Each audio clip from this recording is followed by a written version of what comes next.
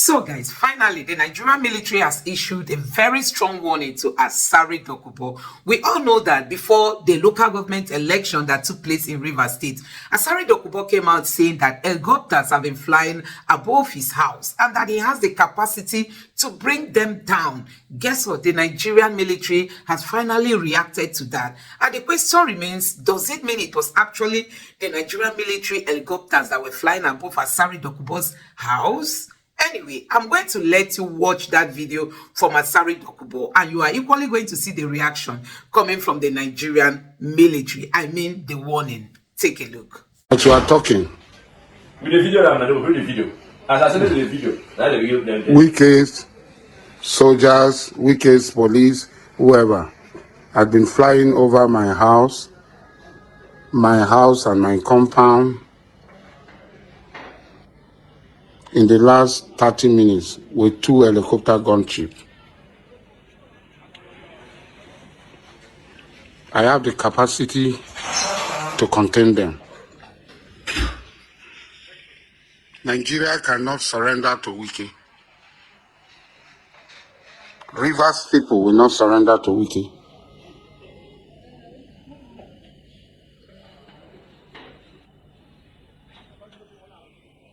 Ijo people will not surrender to Wike. I have the capacity to contain them.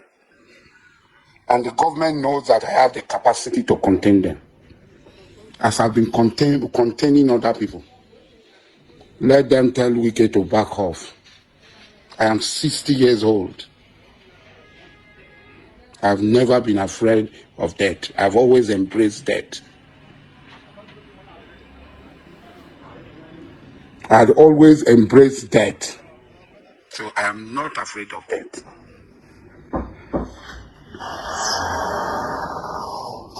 So, all those who are there, when the helicopter is shot down, let nobody put them. I will go and look for the helicopter to shoot them down. I will shoot down the helicopter.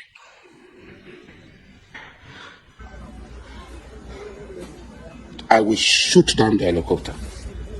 I swear by Allah that I will shoot down the helicopter. Whoever is commanding them should be warned that I will shoot the helicopter down. Enough is enough. That Tinubu will hand over Rivers State into slavery. Now to comments by some individual that they can shoot down the helicopter of the military. I think that's laughable. In fact, I'm about to laugh about that. And I say that because, you know, we're in a democracy and we are a professional force. We cannot just based on somebody's comments begin to do certain things and then they will now accuse the military of being undemocratic. The military is not the only security agency, force or department in the country. There are other security forces who have a role to play constitutionally when it comes to some of these issues. But I tell you that he doesn't have that capability. He's just blabbing. But I will allow the security forces that are responsible for handling such cases to take up the matter. Ours is come on the battlefield and we take you out. You should come on the battlefield and see whether we can react or not. Now to comments about welfare. I must tell you at this point that when you look at the high command of the military, beginning with the Chief of Defense Staff, General C.G. Musa, to the service chiefs, one thing the common denominator you will see or find is that all of them have operational experience. They've been in the battlefield. They know what the troops in the field are feeling. And that is why on their appointment to their positions, they knew to take welfare of the troops as priority, which they have done. I can assure you that the military doesn't play with the welfare of its troops, particularly at this time. For the Army, the Air Force, I'm sure you've heard of welfare flights. Several things have been done, which I cannot reel all of them out right now. But I just want to assure you that the military high command does not play with the issue of welfare. I know where you are going to with that question when you spoke about welfare. And it is the case of a brigadier general that was relieved of his command based on issues surrounding welfare and other misdeeds. The military is a professional force which is self-regulating. I wish I could say much more about that situation, but I cannot. And the reason is because that case is going to go before a court-martial. And by the time I put words forward here now, we will be accused of certain things. And we must note that they say you are innocent until what? Proven guilty. As you are aware, we have taken off the battlefield several of the terrorist commanders, their combatants, their operatives, and their foot soldiers. And we will continue to do this day in, day out. Now, the motivations of the terrorists have been low and lower and getting lower every passing day.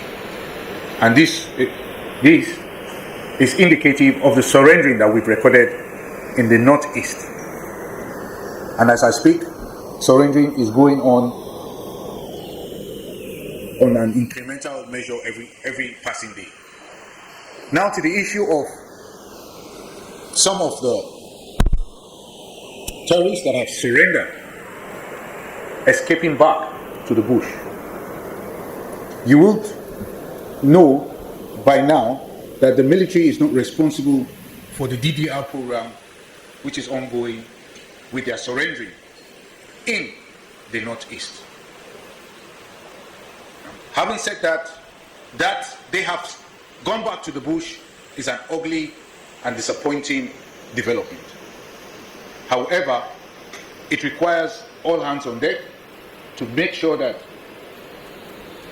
the DDR process is online, is on stream, and producing the desired result that it is intended to produce. That is the much that I can say about that for now. For us, the enemy we fight is the terrorist. Some may choose to call them different names in the different theaters of operations where they exist. In the northwest, in the northeast, some will say terrorists, and in the northwest, some people will want to say bandits. I tell you that they are all terrorists because we should call them for what they are. In the north central, some will want to tell you that they are headers. We should call them for what they are. They are all terrorists, and that is what we see. Now, troops are making significant progress. Like I said, we prioritized taking out the terrorist leadership, and we've been doing just that. In the last 3 quarters, we've taken out over 300 terrorist commanders, not mentioning even their foot soldiers. And the aim of this is to diminish their fighting capabilities and to damage their military capabilities, which we have been doing, even as indicated in the brief that you have just received. You can see how many weapons, ammunition that we recovered. You can see how many terrorists that we have decimated. Now to the question of what we are doing in the northwest. In the northwest, I will say that because of the operational flexibility that we have, we can see while reassessing our operations where there are gaps. And that has informed us to create a unified command structure such that will give us the kind of results that we want to see. When you look at the northeast setup and you look at what we had in the northwest, it wasn't the same. So, based on the kind of successes that we recorded in the northeast, we found the need to rejig the operation in the northwest in order for us to achieve even better successes than we have achieved in the northeast. Hence, the operation was rejigged and renamed as Operation Fansanyama. Already, with the rejigging of that operation, we are seeing results, even as more and more terrorist leaders and commanders are being decimated on the battlefield. I must say this, that every encounter that we have with the terrorists on the battlefield leaves more terrorists dead and several wanting to surrender. That is the situation. With Operation Fansanyama, which is just at the teaching stage, we are already seeing the results, and part of the results that we are seeing is that the terrorists are indicating that they want to surrender. They're indicating that they want to surrender. And recall that I said that all these terrorist commanders that we hear about, Bello Turji or whatever name they call themselves, they are all dead men walking. You can be sure of that. Now to the southeast, where we have Operation Udoka. The troops of Operation Udoka made significant achievements during their operations this week. For instance, the air component of Operation Udoka conducted air interdiction on indigenous people of Biafra and their Eastern Security Network cohorts camps at Mother Valley. You will recall that the Mother Valley spans from Osu to Ihiala, local government areas of Imo and Anambra states. Several camps of the terrorist groups within the Mother Valley was destroyed, with the terrorists decimated. Battle damage assessment revealed that several terrorists were neutralized and their structures destroyed, including their logistic dumps. Overall, the troops of Operation Udoka neutralized 9 terrorists, arrested 21 of them, and rescued 14 kidnapped hostages during the course of operations this week.